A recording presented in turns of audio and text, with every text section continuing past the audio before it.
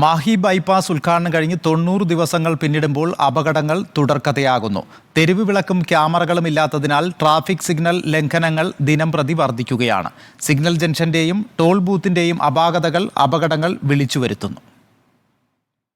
Mahe bypass യാഥാർത്ഥ്യമായപ്പോൾ പല അവകാശവാദങ്ങളും തർക്കങ്ങളും നമ്മൾ കണ്ടു. എന്നാൽ ഇപ്പോൾ ചർച്ചയാകുന്നത് മാഹി ബൈപ്പാസിൽ പതിവാകുന്ന അപകടങ്ങളും അശാസ്ത്രീയ നിർമ്മാണവുമാണ്. തലശ്ശേരി മാഹി ബൈപ്പാസിലെ ഈസ്റ്റ് പള്ളൂർ സിഗ്നൽ ജംഗ്ഷനിൽ ഒരാഴ്ചക്കിടെ സംഭവിച്ചത് 2 മരണങ്ങൾ. 2.5 മാസത്തിനിടെ 3 മരണങ്ങൾ സംഭവിച്ചു. പരുക്കേറ്റത് 5 പേർക്ക്. 2.5 മാസത്തിനിടെ ചെറുതും വലുതുമായ 72 അപകടങ്ങൾക്ക് ബൈപ്പാസ് സാക്ഷിയായി. റോഡ് നിയമം ലംഘിച്ചതിന് 90ഓളം കേസുകൾ വേറെയും രജിസ്റ്റർ ചെയ്തിട്ടുണ്ട്.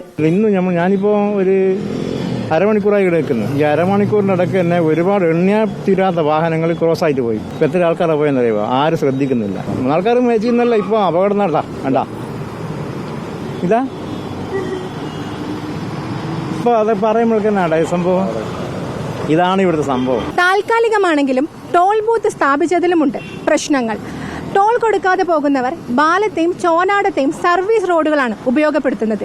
ഇതും അപകടങ്ങൾ കൂടാൻ വലിയൊരു കാരണമാണ്. സിഗ്നൽ ജംഗ്ഷന് സമീപത്ത് സൂചനാ ബോർഡുകൾ ഇല്ലാത്തത് ബൈപ്പാസിലൂടെ അതിവേഗം ഓടിയെത്തുന്ന വാഹനങ്ങളെ അപകടത്തിലാക്കുന്നുണ്ട്. ടോൾ ബൂത്തിന് പരിസരത്തും മാത്രമാണ് തെരുവ് വിളക്കുകൾ ഉള്ളത്. ഇതും രാത്രിയിൽ അപകട സാധ്യത വർദ്ധിപ്പിക്കുന്നു. ക്യാമറ സ്ഥാപിക്കാത്തതും മറ്റൊരു കാരണമാണ്. വേഗപരിധി ലംഘിച്ചും സിഗ്നൽ പാലിക്കാതെയും സർവീസ് റോഡുകളിൽ ദിശ തെറ്റിച്ചും ചിലർ വാഹനം ഓടിക്കുന്നത് ക്യാമറ കണ്ണിൽ പെടില്ലെന്ന ധൈര്യത്തിലാണ്. ക്യാമറയും കാര്യങ്ങളില്ലാത്തതുകൊണ്ട് പ്രശ്നമുണ്ട്. കാരണം അതിപ്പോൾ നമ്മൾ പാർട്ടികളിൽ ക്യാമറ നിർബന്ധമായിട്ട് വേണം. കാരണം നമ്മൾ കയ്യിൽ നിന്ന് പൈസ പോകുമ്പോഴാണ് അത് പിടിക്കും. ക്യാമറ ആണ് മെയിൻ.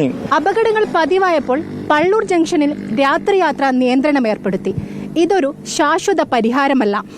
ബൈപ്പാസിനായി അവകാശവാദം ഉന്നയിച്ചവർ ആ ആവേശം ഇവിടുത്തെ പ്രശ്നങ്ങൾ പരിഹരിക്കുന്നതിലും കാണിക്കണം.